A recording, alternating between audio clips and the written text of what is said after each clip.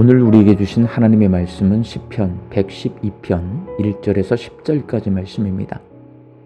할렐루야, 여호와를 경외하며 그의 계명을 크게 즐거워하는 자는 복이 있도다. 그의 후손이 땅에서 강성하며 정직한 자들의 후손에게 복이 있으리로다. 부와 재물이 그의 집에 있으며 그의 공의가 영구히 서 있으리로다. 정직한 자들에게는 흑암 중에 빛이 일어나나니 그는 자비롭고 긍휼이 많으며 의로운 이로다. 은혜를 베풀며 꾸어주는 자는 잘 되나니 그 일을 정의로 행하리로다. 그는 영원히 흔들리지 아니하며 의인은 영원히 기억되리로다. 그는 흉한 소문을 두려워하지 아니하며 여호와를 의뢰하고 그의 마음을 굳게 정하였도다. 그의 마음이 견고하여 두려워하지 아니할 것이라. 그의 대적들이 받는 보응을 마침내 보리로다.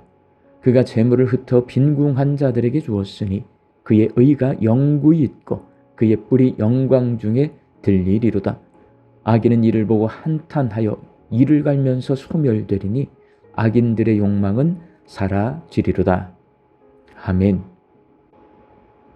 어제 시편 111편을 설교하면서 하나님께 존경을 표현하는 방법으로 하나님께 찬송을 부르는 것에 대해 말씀드렸는데, 오늘 본문 시편 112편은 하나님 말씀에 순종함으로 하나님께 존경을 표현하는 것에 대해 말씀하고 있습니다. 본문 1절 말씀입니다. 할렐루야, 여호와를 경외하며 그의 계명을 크게 즐거워하는 자는 복이 있도다.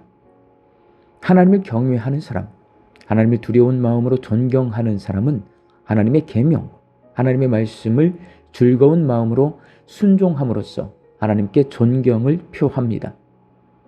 일반적으로 사람들은 건강하면 행복하다고 말하고, 가정이 평안하면 행복하고, 물질이 풍성하면 행복하다고 말합니다. 그런데 시편 112편은 하나님 말씀에 순종하면 행복하다고 말합니다. 하나님 말씀에 순종하는 것, 하나님을 존경하는 것이 행복이라고 말합니다. 진짜 하나님 말씀에 순종하면 행복해질까요? 하나님 존경해서 하나님 말씀에 순종하면 어떻게 행복해지는 걸까요? 시편 112편은 내게 복을 내려주시는 하나님을 붙드니 행복해진다고 말씀합니다. 퇴근하는 아버지가 치킨과 피자를 사오시면 아이들이 너무나 좋아합니다. 그래서 매일 저녁 치킨과 피자를 기다리면 아버지가 치킨과 피자를 사오는 날은 행복한데 사오지 않는 날은 불행하고 화가 납니다. 치킨과 피자를 기다릴 것이 아니라 아버지를 기다려야 하고 아버지 때문에 행복해야 합니다. 마찬가지로 건강 때문에, 가정의 평강 때문에, 물질의 풍족함 때문에 행복한 사람은 언제든지 그 행복이 깨질 수 있습니다. 건강을 주시고 평강을 주시고 물질의 복을 주시는 하나님 때문에 행복해야 합니다. 시편 112편은 하나님을 존경하여 그 말씀을 즐거워하며 순종하는 사람에게 4가지의 구체적인 복을 약속합니다. 첫 번째, 다음 세대가 영적으로 강성해지는 복입니다. 본문 2절 말씀입니다. 그의 후손이 땅에서 강성하며 정직한 자들의 후손에게 복이 있으리로다. 여기서 강성함은 단순히 세상적인 권력이나 힘을 뜻하지 않습니다.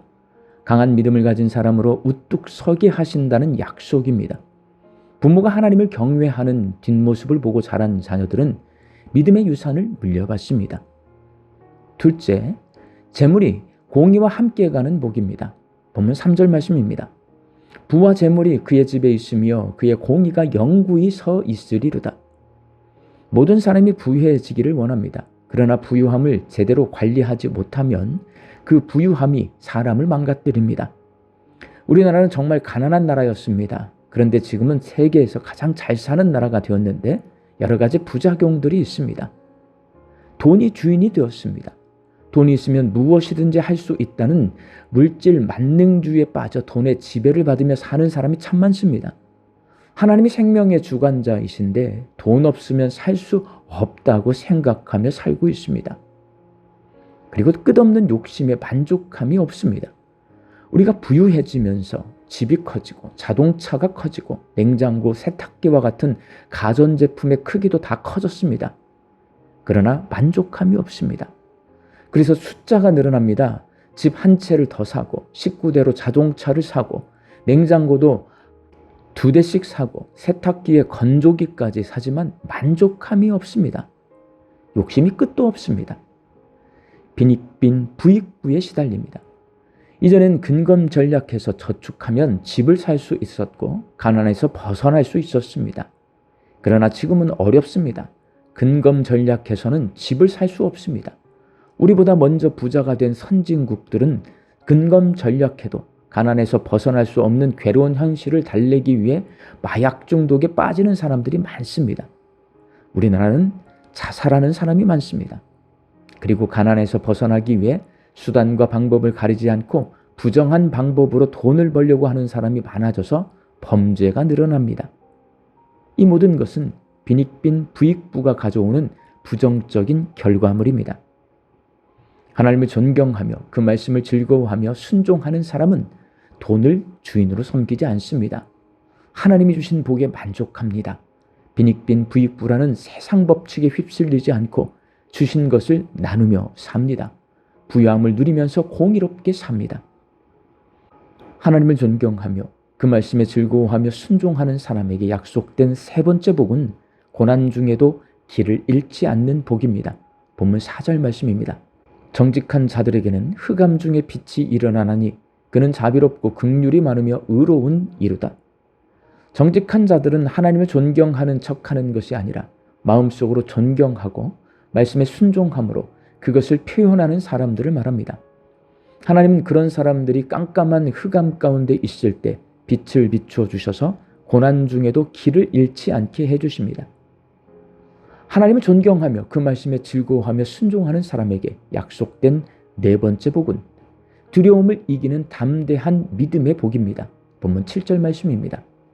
그는 흉한 소문을 두려워하지 아니하며 여호와를 의뢰하고 그의 마음을 굳게 정하였도다. 사람이 좋은 소리만 들으며 살 수 없습니다.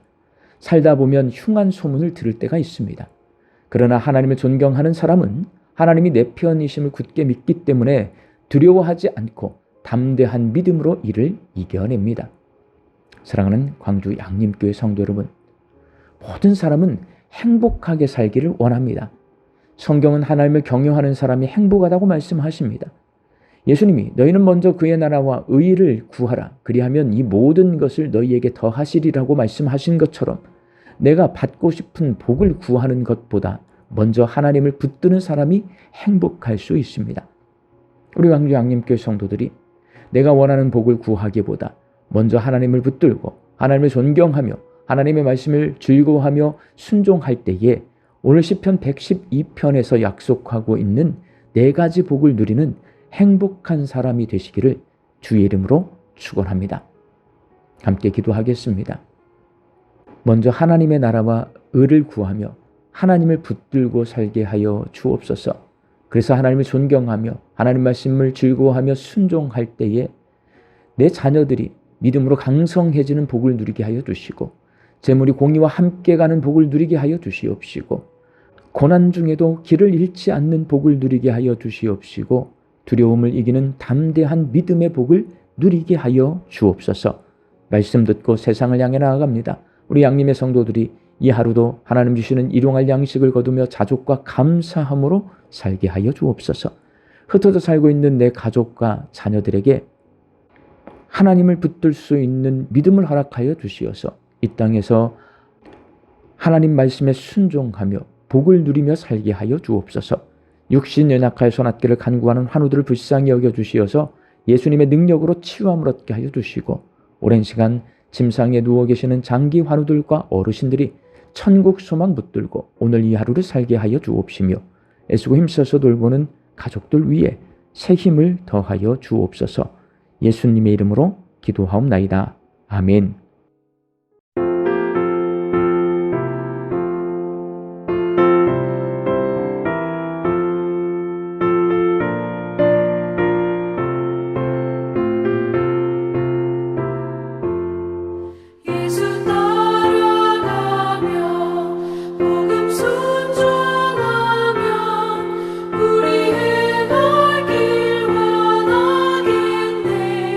주를 의지하며